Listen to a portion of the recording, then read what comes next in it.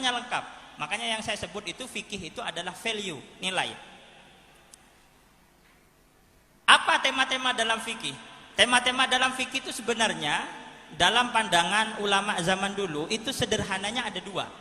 Bahwa fikih itu pertama adalah fikih ibadah, yang kedua fikih namanya fikih muamalah. Fikih ibadah adalah fikih yang mengatur antar relasi manusia dengan Tuhan dalam ibadah ritual. Sementara fikih muamalah adalah relasi antar manusia dengan sesama manusia, baik berupa akad, pernikahan, kemudian tasarrufat dan seterusnya. Tapi dalam pandangan ulama zaman sekarang atau yang disebut dengan muasirin, ini di slide selanjutnya, terus, nah ini ulama hari ini yang disebut dengan ulama muasirin atau ulama muasirun, ulama kontemporer, itu memberikan kategori baru bagi fikih muamalah. Jadi fikih muamalah itu dipecah lagi. Di sini misalnya contoh ahkam ahwal syakhsiyah, fikih keluarga Islam, yang dalam perguruan tinggi ada jurusan HKI, hukum keluarga Islam. Ijazahnya bisa digunakan untuk jadi penyuluh agama atau penghulu. Itu HKI itu. Itu fikih muamalah juga, tapi dalam perspektif ulama modern namanya ahkam ahwal syakhsiyah. Kemudian yang kedua ahkam muamalah. Ini yang transaksi. Ada sekarang transaksi COD. Itu transaksi-transaksi yang diatur oleh fikih. Kemudian ada fikih jinayat, fikih jinaiyah. Fikih jinayat itu adalah fikih pidana Islam. Ini ada jurusannya juga sepertinya di perguruan tinggi Islam itu. Kemudian ada ahkamul murafaat, hukum peradilan Islam. Ini ada juga jurusannya. Itu masuk bagian dari fikih muamalah. Kemudian ada juga ada al-ahkam ad-dusturiyah, yaitu fikih perundang-undangan. Jadi fikih itu mengatur bagaimana kita membuat undang-undang, itu ada aturan fikihnya. Kemudian ada al-ahkam al-iqtisadiyah al-maliyah, atau ini yang disebut dengan hukum ekonomi syariah. Jadi sekali lagi jangan bayangkan fikih itu soal Anda tata cara berwudu. Itu adalah bentuk pandangan yang menyederhanakan fikih. Fikih itu lebih di atas soal mandi junub, batal-batalnya wudu, rukun-rukunnya wudu. Fikih itu adalah value, nilai yang mengatur antar sesama manusia dalam kehidupannya, manusia dengan Tuhan, manusia dengan alam semesta. Nah, yang terakhir bagian dari fikih itu ada yang disebut dengan fikih alaqah dauliyah atau al-ahkam ad-dauliyah, yaitu hukum fikih yang berbicara tentang hubungan antar negara, relasi antar negara, satu negara dengan negara yang lain. Nah, kita akan fokus bicara di sini. Jadi yang berbicara tentang fikih peradaban itu, yang berbicara tentang apa ranah fikih peradaban itu masuk dalam ranah fikih apa? Maka disebut ranahnya fikih alaqah dauliyah. Ini nggak ada di Fathul Qorib, nggak ada ini. Makanya jangan Fathul Qorib terus.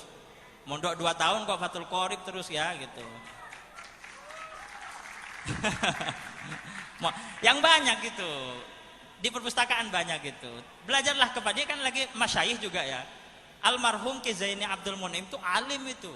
Ki Zaini itu teman-teman, ini saya dapat cerita dari guru saya, Kiai Haji Zainul Mu'in Husni. Beliau santrinya Ki Zaini Mun'im. Ki Zaini Mun'im itu orang yang alim alamah beliau, terutama dalam 2 hal yang beliau sebut dulu. Pertama dalam tafsir Quran, yang kedua dalam fikih dan usul fikih.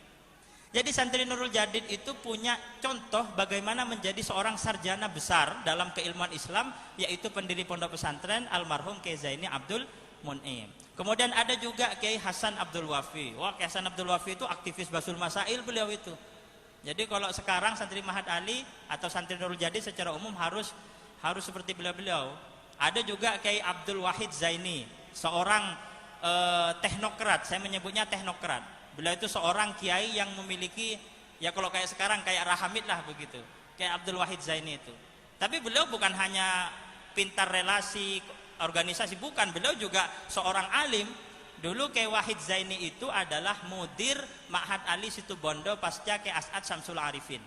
Jadi mudirnya Ma'had Ali Situbondo itu Kiai Nurul Jadid dulu, namanya Kiai Abdul Wahid Zaini. Beliau juga mengajar kitab Hikmatut Tasyri' wa Falsafatuhu. Nah, itu kan kiai-kiai kita semua itu. Makanya teman-teman dalam rangka harlah ini semangat kita bacanya gitu ya. Tahun pertama Fathul Qorib, tahun kedua Fathul Mu'in, tahun ketiga Fathul Wahab gitu. Jangan tahun pertama Fathul Qorib, tahun kedua Fathul Terob nanti ya. Fathul Qorib tahun pertama, tahun kedua Fathul Terob gitu. Menikah maksudnya gitu. Terutama teman yang Mbak Putri nih, jangan keburu nikah ya Mbak ya. Nah, jadi nikah nanti usianya 30, 25 gitu. Wah itu mantap itu. Oke, jadi kita akan bicara tentang fikih alaqah dauliyah. Ini yang berbicara tentang fikih relasi antar negara. Apa yang dibahas? Slide selanjutnya. Nah, yang dibahas itu dua dalam fikih alaqah dauliyah. Pertama adalah alaqatud daulatil islamiyah li ghairiha minad dual. Aturan atau relasi antar satu negara dengan negara yang lain. Yang kedua adalah alaqatul muslim bi ghairihi fi dakhili aw kharijid dual. Bagaimana relasi antar satu warga negara kewarganegaraan dengan negara yang lain. Jadi fikih alaqah dauliyah itu fikih peradaban. Next, teks selanjutnya. Pertanyaannya apa prinsip atau pondasi dalam relasi antar negara dalam pandangan Islam atau dalam pandangan fikih? Saya di sini mengumpulkan ada 5 prinsip bagaimana relasi antar satu negara dan negara yang lain dibangun dalam pandangan fikih Islam. Ini saya adopsi dalam kitab, ini saya bawa kitabnya, saya serius saya. Jadi biar tidak hanya nyebut-nyebut kitab, ini kitab, ini mahal ini ya, saya beli mahal ini. Ini karangan Syekh Wahbah Az-Zuhaili. Syekh Wahbah Az-Zuhaili itu adalah salah satu ulama kontemporer dari Syria, dari Syam.